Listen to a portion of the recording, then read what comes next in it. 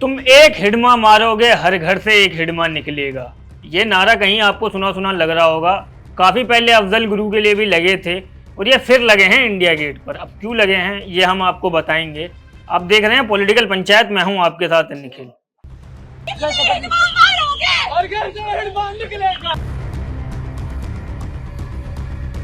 ये जो नारे लगे हैं हिडमा के लिए, ये वही हिडमा है जो थोड़े दिन पहले मारा गया है, जो 1 करोड़ का इनामी था, नक्सलवादी था बहुत बड़ा, जिसे भारतीय सेना के जवानों ने मौत के घाट उतार दिया।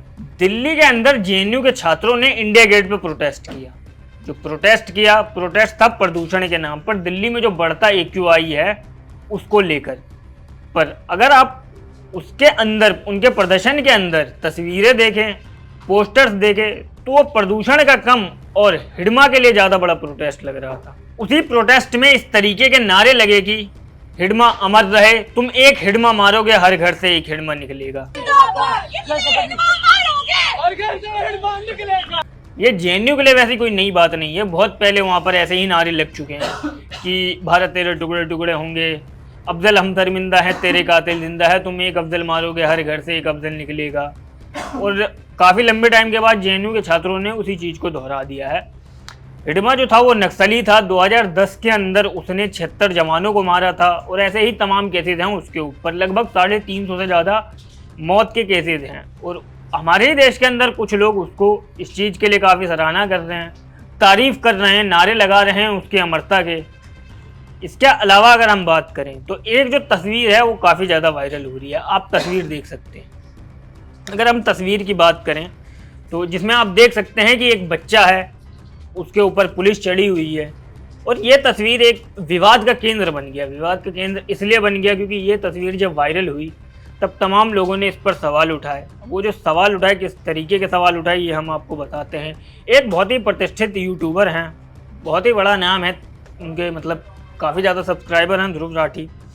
उन्होंने लिखा है protest against air pollution and this how the police treats you, shame on Modi government.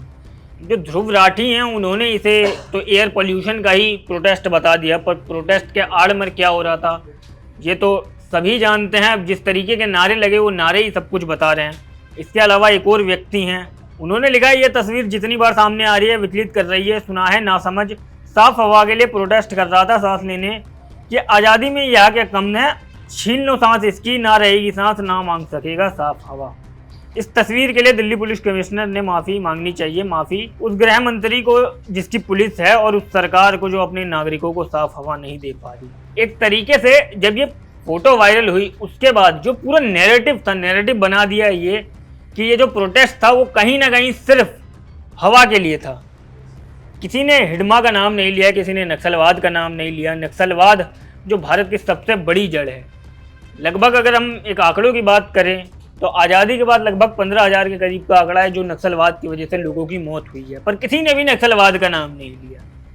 सब ने डायरेक्ट सरकार को टारगेट कर दिया, इसको सिर्फ हवा का एक प्रोटेस्ट बता दिया। इसके अलावा भी बहुत सारे व्यक्ति हैं, इसमें एक जो काफ़ी चर्चित हैं, आरजेडी की प्रवक्ता प्रियंका भारती, वो लिखती हैं कि ये वही दिल्ली पुलिस है जो बंगला को बांग्लादेशी भाषा बोलती है और बुद्धिजीवियों को देश के लिए खतरा बताती है। पुलिस का काम आंदोलनकर्ताओं की छाती पर चढ़ जाना है क्या?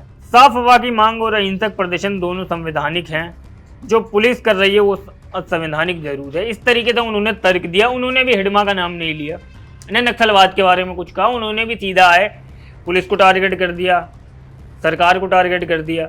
इसके अलावा अगर हम बात करें, हमारे देश के जो गृह मंत्री अमित शाह, वो नक्सलवाद को लेकर काफ़ी ज़्यादा आक्रामक हैं, लगातार नक्सलवाद के ऊपर बयान देते हैं। उन्होंने टाइमलाइन भी दे रखी है कि 31 मार्च 2026 तक भारत नक्सलवाद मुक्त होगा। उसी बीच हिडमा का मारा जाना नवंबर के महीने में, और उसके बाद इस तरीके की तमाम चीज़ें जो कहीं ना कहीं ये दिखाती है कि हमारे देश के अंदर काफ़ी सारे लोग हैं। लोगों के अलावा काफ़ी सारे जो प्रोटेस्ट कर रहे थे, उनमें से काफ़ी सारे जो व्यक्ति थे वो कहीं ना कहीं नक्सलवाद के साथ समर्थक रहे होंगे, इसीलिए उन्होंने हिडमा के पोस्टर लगाए। पोस्टर भी आप देख सकते हैं। पोस्टर के अलावा उन्होंने इस तरीके के नारे लगाए। अगर हम बात करें जेएनयू की, तो जेएनयू जो है अफजल गुरु के टाइम पर भी इसी तरीके से बदनाम हुआ था। जेएनयू में क्योंकि नारे लग गए थे उस तरीके के।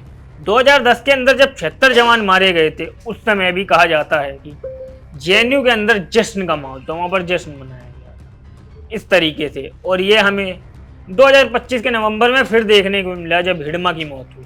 ये जितने तमाम आंदोलनकारी थे जिन्होंने इस तरीके के नारे लगाए, उनके ऊपर अब केस दर्ज हो चुका है। लगभग उसी दिन जब नारे लगे तो उसी रात तक 15 से 17 लोग हिरासत में ले लिए गए थे। अगर हम उनके ऊपर धाराओं की बात करें और एफआईआर की बात करें, उनके ऊपर 2 एफआईआर दर्ज हो चुकी है। इसके अलावा उनके ऊपर जो सेक्शंस लगाए गए हैं भारतीय न्याय संहिता की 223A 132 से 121 से राजद्रोह के मुकदमे लगे हैं 126/2।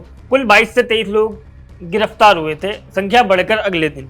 अब पुलिस क्या कार्रवाई करती है इन प्रदर्शनकारियों के खिलाफ, किस तरीके से कार्रवाई करती है, ये तो आने वाला वक्त ही बताएगा। बाकी सरकार भी इन जो प्रदर्शनकारी थे जिन्होंने इस तरीके के नारे लगाए उस पर क्या स्टैंड लेती है, किस तरीके से प्रतिक्रिया करती है, ये भी आने वाला वक्त ही बताएगा। बाकी आपको ये वीडियो कैसी लगी हमें कमेंट बॉक्स में ज़रूर बताएं। अगर आपको वीडियो पसंद आया तो वीडियो को लाइक करें, शेयर करें और पॉलिटिकल पंचायत को सब्सक्राइब करना ना भूलें।